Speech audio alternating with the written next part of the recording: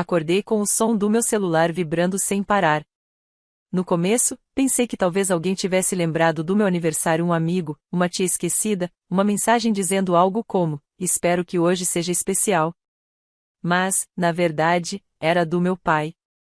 Ele vendeu meu notebook. Disse que meu irmão precisava de um iPhone. E que eu deveria ser grata porque eles ainda me davam comida. Meu nome é Raquel, e não importa de onde você está assistindo, fica comigo. Porque, no meu aniversário, eu não ganhei bolo. Não ganhei um abraço. Fui roubada. De novo. E, dessa vez, eles não faziam ideia de com quem estavam mexendo. Não havia nenhum feliz aniversário na mensagem. Só aquela frase cruel, como se o aparelho pelo qual eu trabalhei tanto para comprar minha ferramenta de estudo, minha chance de conseguir uma bolsa, meu passaporte para a liberdade fosse algo que eles pudessem simplesmente tirar de mim sem pensar duas vezes. Fiquei olhando para a tela, em silêncio, atordoada. E então veio o complemento: além disso, você vai pagar $1.300 da mensalidade da faculdade até sexta-feira. Sem explicação, sem pedido. Apenas uma ordem. Do jeito que se fala com alguém que se acha dono. Sentei na cama. O cobertor ainda enrolado nas minhas pernas. E, pela primeira vez em anos, eu não senti nada. Nem choque, nem tristeza. Apenas um vazio estranho, limpo, no peito. Aconteceu de novo. A minha vida inteira, eu sempre fui a segunda opção, depois do meu irmão. Quando entrei para as turmas de honra, eles deram de ombros. Quando ele passou em educação física, fizeram uma festa. Quando levei um notebook para casa, quando comecei a fazer aulas extras e a trabalhar meio período num restaurante, eles diziam: finalmente, você começou a contribuir. E quando ele quis o iPhone mais novo, eles venderam a minha contribuição. Eu respondi com 2 palavras: sem chance. 10 segundos depois, minha tela acendeu de novo. Então some. Assim. Você é cortada. De uma hora para outra. Sem conversa, sem arrependimento, só o exílio por se recusar a financiar o filho favorito. Me levantei devagar e comecei a arrumar minhas coisas em silêncio. Eu não gritei. Eu não chorei. Eu já esperava por isso. Eu vinha me preparando para esse momento, mesmo que eles não soubessem. Para eles, eu ainda era menina obediente, que aceitava tudo calada e era grata pelas migalhas. Mas eles não sabiam que, nos últimos meses, eu vinha transferindo meu dinheiro para uma conta privada. Que eu tinha trocado a senha do portal da faculdade. Que já tinha conseguido moradia através de um mentor bolsista, só por precaução. Eles não faziam ideia do que estava por vir. Mas iam descobrir. Fui até a cozinha. Não tinha ninguém em casa. Só uma pia cheia de louça suja e uma faixa escrita Feliz Aniversário, Jason, do ano passado, ainda pendurada em cima da janela. Sentei à mesa e peguei o envelope pardo que tinha etiquetado 3 semanas antes, só por via das dúvidas, caso eles realmente me expulsassem. Lá dentro havia extratos bancários impressos, registros de saques, minha declaração oficial abrindo mão de qualquer responsabilidade pelas mensalidades do meu irmão, uma cópia do e-mail que enviei para a universidade dele na noite anterior, e uma carta curta, direta. Você não me criou. Só me drenou. Esta conta agora está vazia. E eu também peço desculpas. Coloquei o envelope bem no centro da mesa. Depois, fui embora. Sem bater portas. Sem música dramática. Apenas o clique suave da porta da frente se fechando atrás de mim e o ar frio da liberdade batendo no meu rosto pela primeira vez em anos. Na manhã seguinte, soube de tudo. Meu irmão estava em pânico. Minha mãe gritava. E meu pai ligava para todo número que conseguia lembrar. Eu tinha 10 anos na primeira vez que meus pais pegaram algo que era meu e entregaram a ele como se sempre tivesse pertencido a ele. Era uma câmera digital azul que ganhei num sorteio da escola. Meu primeiro prêmio de verdade. Eu guardava ela numa caixa de sapato debaixo da cama, tirando fotos de flores, de álbuns antigos da família, de qualquer coisa que me fizesse sentir que podia congelar um momento antes que ele sumisse. Até que um dia, sumiu. Procurei por toda parte, perguntei para minha mãe. Ela nem tirou os olhos do celular. Ah, se demos pro seu irmão. Ele precisava para um trabalho da escola. Seja grata por estar sendo útil. Seja grata. Essa era a frase preferida dela. Seja grata porque ainda te damos comida. Seja grata por ter um teto. Seja grata porque ele é seu irmão. Mas não era a gratidão que ela queria. Era silêncio. Eles chamavam isso de paternidade. Eu chamava de pirataria. Com 12 anos, já sabia que não devia colocar meu nome em nada na geladeira. Minhas sobras sempre sumiam. Meus presentes de aniversário eram reciclados para atender às vontades do meu irmão. Mesada? Só se eu lembrasse. E mesmo assim, tinha que dividir. Ele ganhava festas, aulas de direção, tênis novos só porque gostava da cor. Eu ganhava roupas usadas e um tapinha nas costas se não reclamasse muito alto. E o pior. Muitas vezes ele nem queria tudo aquilo. Era preguiçoso.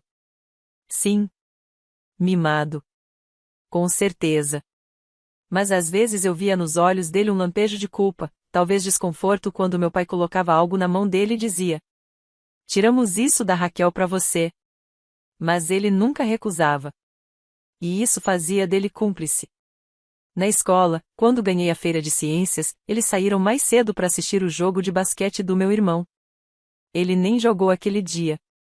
Ficou no banco. Depois, minha mãe disse: "Você vai ter outras feiras." Ele nunca teve outro jogo. Foi aí que parei de convidá-los para as coisas. No ensino médio, eu já sabia as regras. Trabalhe em silêncio. Tenha sucesso em silêncio. Bancando o próprio futuro. E, acima de tudo, nunca ofusque seu irmão. Mesmo quando fui aceita em um programa de preparação para a faculdade, eles não perguntaram o que eu ia precisar. Perguntaram se meu irmão podia entrar também. Ele não conseguiu. Mas isso não os impediu de me pedir para ser tutora dele. No ensino médio, sim. Eu até ajudei ele a escrever a redação de ingresso. Ano passado, ele reprovou em 2 matérias e perdeu a bolsa. Quem eles chamaram? A mim. Sem explicação, sem conversa. Só. Pague. Seu irmão precisa continuar estudando. Meu pai disse que todos precisávamos fazer sacrifícios. Perguntei. E você? Quando foi que você sacrificou alguma coisa? Ele ficou em silêncio. Não conseguia nomear nada. O problema não era só eu ser invisível. É que eu era útil. O bode expiatório. O plano B. A filha descartável, que eles usariam enquanto fosse conveniente. E jogariam fora no primeiro não que eu dissesse. Então, quando venderam meu laptop. Não foi só um roubo. Foi o golpe final. Feliz aniversário, Raquel. Você ainda é o almoxarifado da família. Mas eles esqueceram de um detalhe. Eu já tinha parado de reabastecer as prateleiras. Eles pensaram que eu simplesmente engoliria aquilo. O laptop vendido. A cobrança de $4.300. A mensagem de aniversário que nem sequer dizia meu nome. Eles acharam que eu ficaria furiosa por um momento, choraria no travesseiro, depois entregaria o dinheiro e diria: "Tudo bem. Eu entendo." Mas a verdade é, eu parei de entender há muito tempo. A verdade é que eu estava me preparando para esse momento. Meses atrás, depois que eles pegaram emprestado $800 da minha conta bancária sem pedir de novo, alguma coisa em mim quebrou. Não foi uma quebra barulhenta. Foi sutil. Silenciosa. Daquelas que a gente só percebe quando já trancaram a porta atrás de você. Naquela noite, abri uma nova conta bancária no meu nome. Com autenticação em 2 etapas, alertas de movimentação, sem extratos em papel. E comecei a transferir dinheiro. Devagar, em quantias pequenas. O suficiente para não levantar suspeitas. $80 aqui, 200 ali. Fechei minha conta de estudante, redirecionei minha ajuda financeira para essa nova conta, arranjei um emprego de meio período dando aulas particulares de biologia online, e recebia o pagamento por um app que só eu tinha acesso. Eles achavam que ainda tinham controle.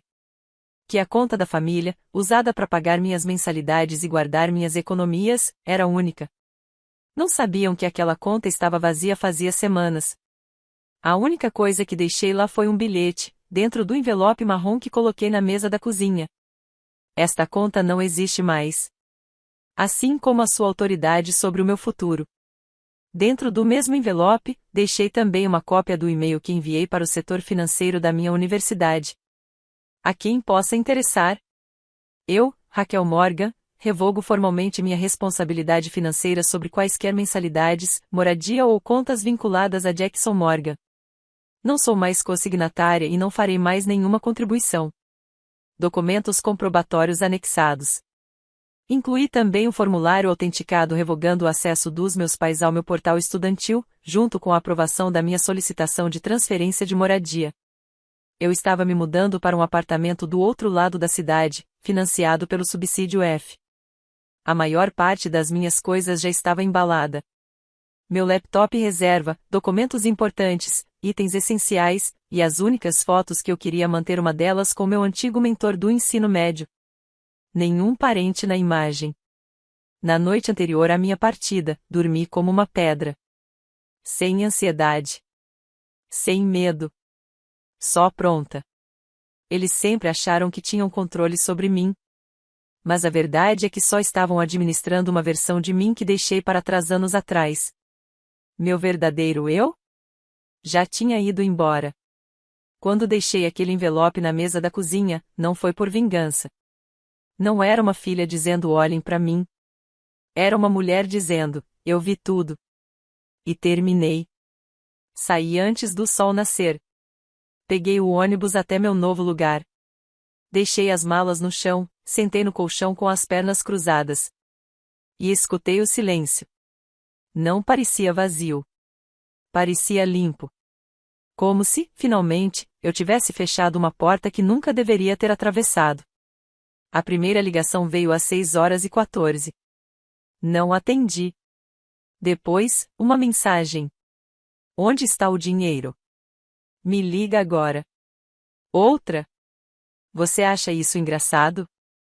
Sua mãe está chorando. Coloquei o celular no balcão da cozinha e fiz café. Preto. Forte. Sem açúcar. Sem mentira. Às 7h, o nome do meu irmão começou a piscar na tela. Ei, o que você fez? Eles estão surtando. Disseram que você limpou a conta. Você precisa ligar para o papai. Estou falando sério. Minha mensalidade vence hoje. Mexi meu café, observei o vapor subir, e ouvi a música que eu nunca escutava sob o teto deles. Às 7h28, meu pai tentou me ligar por FaceTime. Recusei. Ele tentou de novo. Recusei outra vez. Então veio a mensagem de voz. A voz dele tinha aquele tom calmo e cortante que eu conhecia bem demais. Você deixou seu ponto bem claro. Agora cresça e conserte isso. Seu irmão precisa desse dinheiro. Não, desculpe.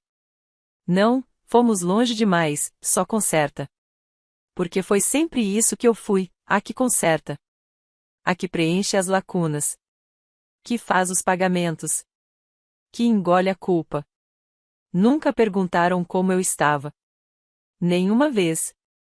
Só às 9h eles perceberam que eu estava falando sério. Que eu não estava escondida no meu quarto. Eu tinha ido embora. Foram até meu antigo apartamento da faculdade. Mas eu já tinha limpado tudo na noite anterior. As chaves estavam na caixa de correio. E eu troquei a fechadura. Ligaram para meus amigos. Ninguém respondeu. Tentaram falar com minha orientadora da faculdade. Ela os direcionou para a política de privacidade do aluno. Aí meu pai mandou outra mensagem. Isto é traição. Criamos você melhor do que isso. Quase ri. Criaram. Eu me criei. Entre livros emprestados e bicos de meio período. Enquanto eles tratavam o aniversário do meu irmão como um feriado nacional. Eu não respondi. Ao meio-dia, bateu o desespero. Só nos dê acesso à conta. É só isso que precisamos. Depois conversamos. É tudo o que pedimos. Sempre voltava ao que eles precisavam. Eles não estavam em pânico porque eu fui embora. Estavam em pânico porque levei o controle comigo. Porque, pela primeira vez, quando estenderam a mão para a gaveta chamada Raquel, ela estava vazia. E meu irmão, ele foi o primeiro a quebrar. Raquel, por favor. Tô ferrado. Disseram que você ia pagar. Você sempre paga. Fiquei olhando para a tela por um bom tempo. E então, pela primeira vez na vida, digitei sem tremer. Não mais. Ele respondeu com 3 palavras. Eles estão surtando. E eu acreditei nele. Porque é isso que acontece quando quem depende perde a fonte. Eles desmoronam. Eu não os bloqueei. Ainda não. Queria que eles ficassem ali, sentados no próprio silêncio. Mas, desta vez, o silêncio não vinha de mim.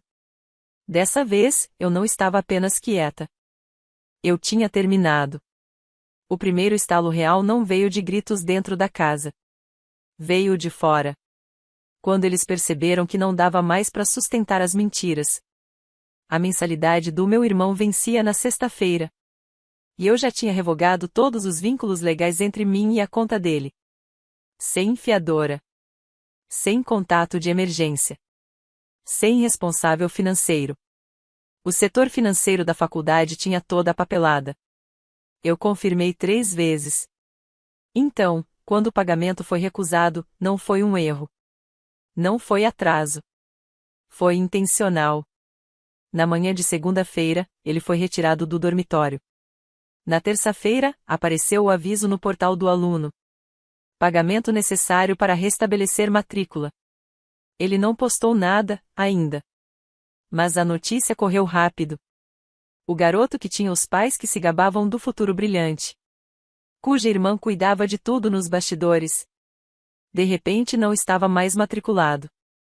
E eu não disse uma palavra. Mas o silêncio, como aprendi, faz barulho.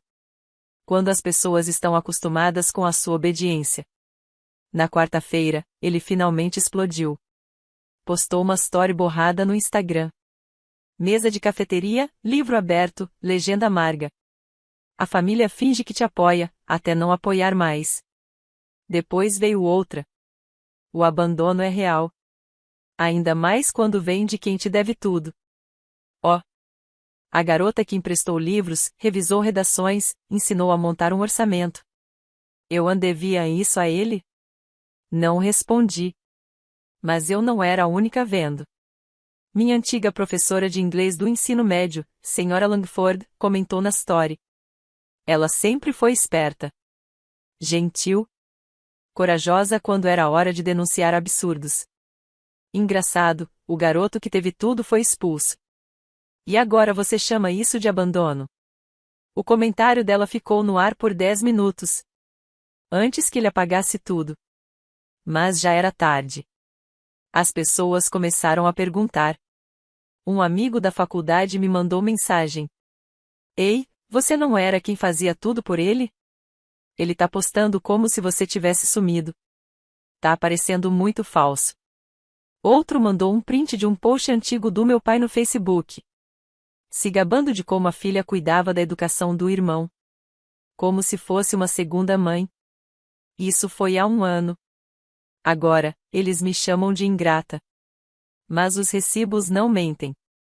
Eu tinha documentos. E-mails. Capturas de tela de transferências. Provas de cada centavo que tiraram de mim.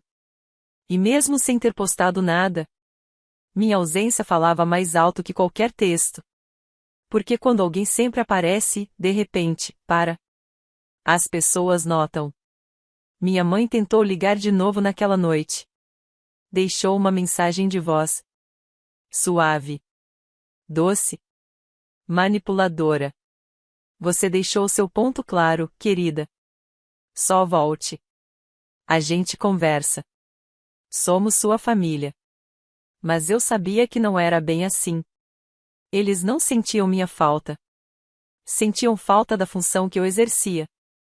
E agora que a mentira estava desmoronando. A imagem da filha perfeita. Da família perfeita. Eles queriam o bode expiatório de volta. Pra consertar. Pra limpar. Pra aguentar. Mas dessa vez, não. Dessa vez, a casa de vidro rachou. E eu não estava segurando a vassoura. A essa altura, eles já tinham lido o envelope. Eu sabia. Porque meu irmão me mandou mensagem. Aquela carta era realmente necessária? Sim. Era. E não por eles. Por mim. Aquele envelope não foi um ato de vingança. Foi um registro. Um recibo. Um memorial de uma filiação que ninguém protegeu. Lá dentro, junto com comprovantes bancários. E isenções de mensalidade. Havia uma única folha de papel pautado, dobrada. Com tinta borrada no canto. Uma carta. Para ser lida por todos que ainda acreditam que me possuem. Você não me criou. Você me usou. Usou meu tempo. Minha energia. Meu silêncio. Transformou meu esforço em recurso. Para alguém que nunca se importou com nada. Além da próxima coisa que podia pegar sem merecer. Você deu tudo para ele. E tirou tudo de mim. E quando pedi algo pequeno? Como ficar com aquilo que eu mesma paguei? Você me mandou ser grata por me alimentar. Então, vamos deixar claro, fui eu que me alimentei. Quando trabalhava em turnos e estudava. Quando aprendi sozinha a fazer orçamento. Porque ninguém mais sabia. Quando escrevi 2 redações de faculdade. Uma para mim, outra para ele. Agora, chega. Eu não sou seu pai substituto. Não sou a prova da sua boa criação para postar no Facebook. Quando convém.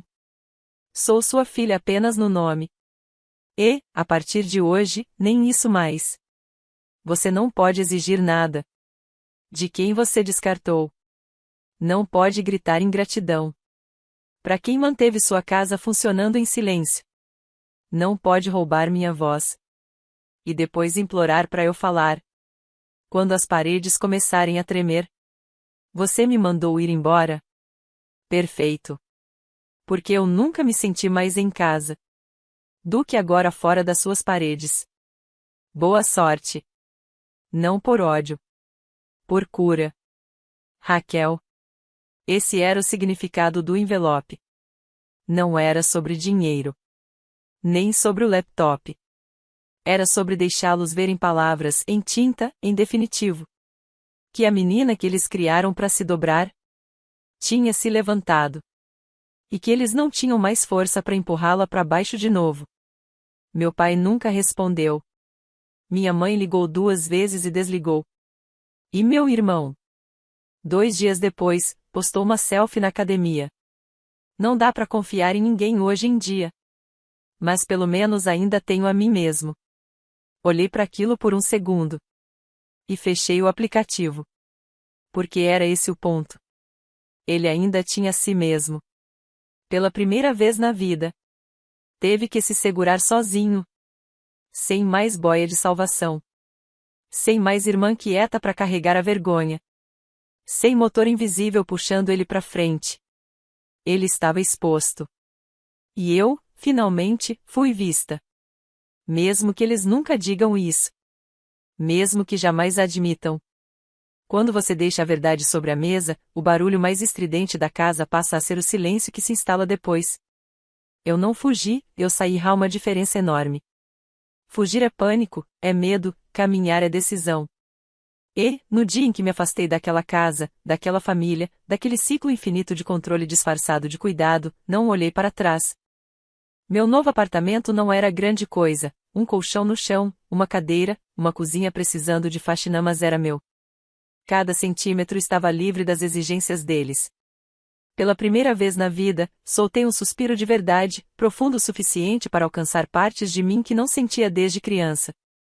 Trabalhei fins de semana numa clínica, terminei o semestre em dia, comecei terapia com bolsa de bem-estar estudantil. Quando minha terapeuta perguntou o que seria cura para mim, respondi liberdade. Que tipo? Ela quis saber. Sorri, do tipo em que eu não me encolho quando o celular vibra. 2 semanas depois, desativei as notificações, 3 semanas mais tarde, já dormia melhor. Uma noite comprei um bolo simples de baunilha, com uma única vela. Estava 2 meses atrasado, mas não importava. Acendi a vela, dei a primeira garfadada em família, sem presentes realocados, só eu e meu aniversário de verdade. Naquela mesma noite me inscrevi no estágio em outro estado, um programa de pesquisa competitivo que eu sempre evitara porque me afastaria da família. Agora, esse era exatamente o objetivo. Enviei a inscrição, uma semana depois, recebi a oferta e aceitei. Gritei, chorei, ri até doer não pelo programa, mas porque percebi que não contará a ninguém, e isso era perfeito. Finalmente eu construía uma vida que dizia respeito apenas a mim. Na manhã seguinte chegou uma carta de uma antiga professora que sempre me dizia: você é mais forte do que imagina. Ela escreveu: Raquel, você nunca esteve perdida, só morava numa casa que não enxergava o mapa que segurava.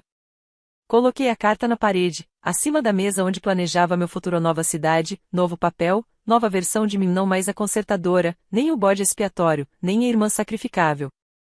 Eu não era a garota que ficou, era a mulher que foi embora. 6 meses depois, ergui um certificado diante de um auditório lotado de alunos, mentores e profissionais de saúde, excelência em pesquisa e liderança acadêmica Raquel Morgan. Os aplausos eram reais, merecidos, não vinham por pena nem por obrigação, mas de quem enxergar o trabalho, não o drama. Alguém registrou meu sorriso e publicou a foto. A legenda da aluna que eu orientava dizia: esta mulher é a razão de eu continuar em STEM. A pessoa mais forte que conheço. A imagem circulou um pouco, ganhou marcações, compartilhamentos e, de algum jeito, foi parar no feed do meu irmão.